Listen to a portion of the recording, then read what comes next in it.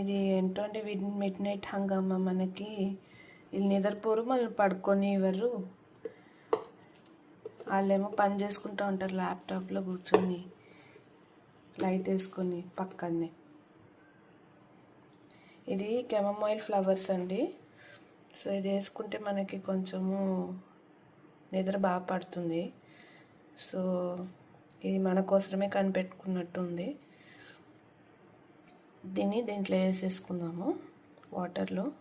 ఇది water boil చేసి వెంటనే వేసేసుకుందాము. దీన్ని క్లోజ్ చేసి పెట్టుకుందాము. ఒక ప్లేట్ తీసుకొని, దీని సైజ్ ప్లేట్,